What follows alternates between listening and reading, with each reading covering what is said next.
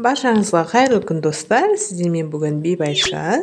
Менің арнама жазылмаған болсаңыздар жазылып, лайк, комментарий жазып кетіңіздер. Сіздермен бүгін ханым жасайтын боламыз. Бір жерлерде орама деп те атайды. Ал менімен бірге болыңыз. Бисмиллах деп суымызды құямыз ыдысымызға.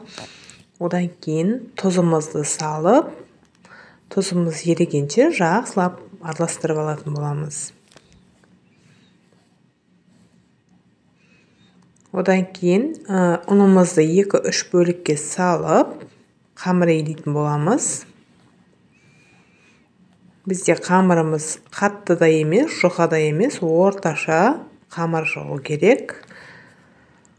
Ұнымызды 2-3 бөлікке салып алып, қамырымызды жақсылап июі қанғанша илейтін боламыз.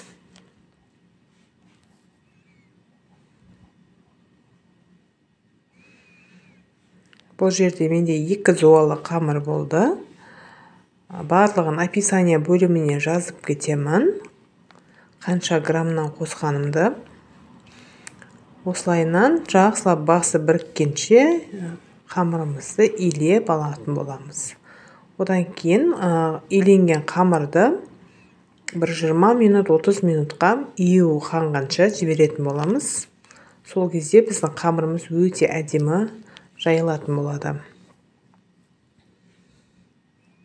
Қанша көп илесеңіздер, сонша әдемі шығады қамырымыз. Осылайынан жіберетін боламыз. Ал енді ішіне салмасына дайындайық.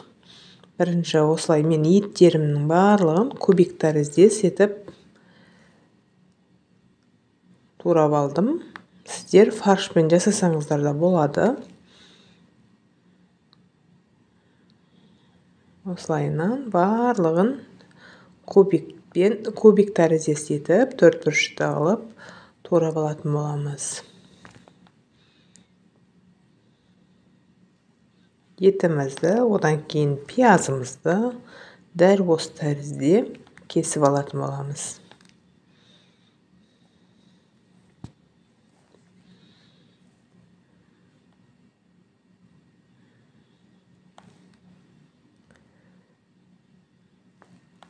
Осылайынан барлығын бірдей қылып кесіп алыңыздар.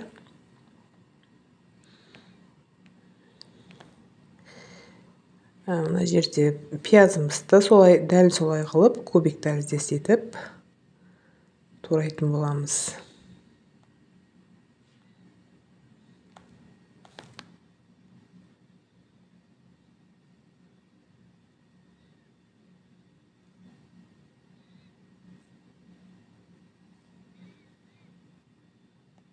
Асқабақ салсаңыздар да болады.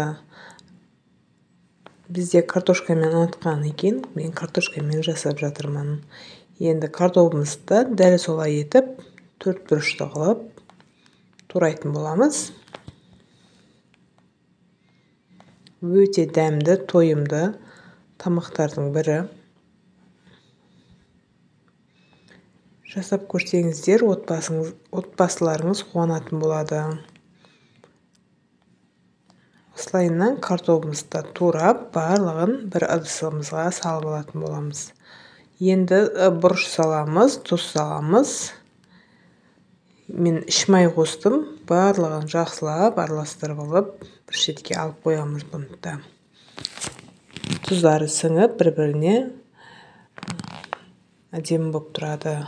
Қамырымыз дайын болып қалды біздің. Қамырымызды 2-ге бөліп, және бір жақсылап осылай домалақтап аламыз да, және бір 10 минутқа жібереміз. Қамырымыз әдемі жаю үшін. Осылай зуалап қоямын да, 10 минутқа жіберемін.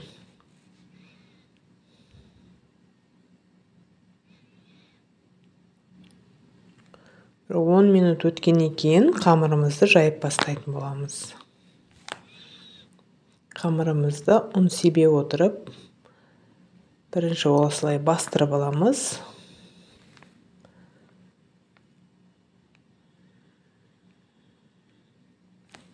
Одан кейін домалақ қылып жұқа етіп жайып алатын боламыз. Біздің қамырымыз жұқа болған сайын ханымымыз өте әдемі болып шығады. Бұның сыры қамырында деп ойлаймын өзім. Қамырын жұқа жайсаңыздар, өте дәмді шығады ханымдарыңыз.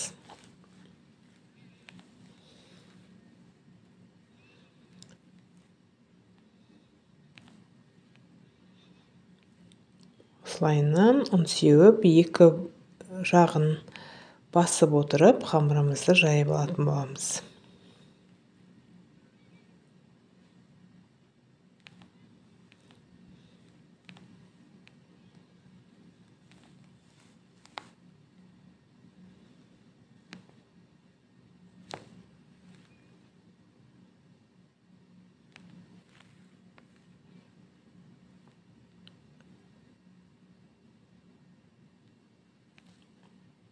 Мінекей бізде осындай әп-әдемі жұқа қамыр шықты. Енді үстінен майымызды құйып, жақсылап барлық жеріне бірдей қылып тигізуіміз керек. Осылайынан тигізіп алып, үстінен начинкамызды, салмамызды салып орайтын боламыз енді.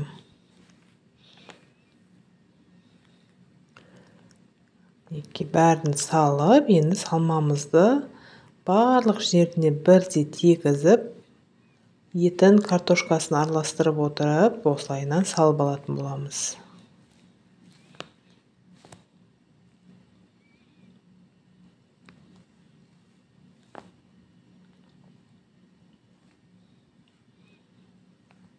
Осылайынан салып, дәл осыны морозильникке салып қатырып қойып, бос уақытыңызда жасасаңыз да болады. Морозильникке де сақтауға болады 3 айға дейін. Осылайынан жақсылап отырып орап алатын боламыз. Екі жағын бірдей қылып орап, ортасынан кесіп, бізде бұл 2 лист болады. 2 листімізді майлап, екеуін ортасынан кесіп, листтерімізге жайғастыратын боламыз.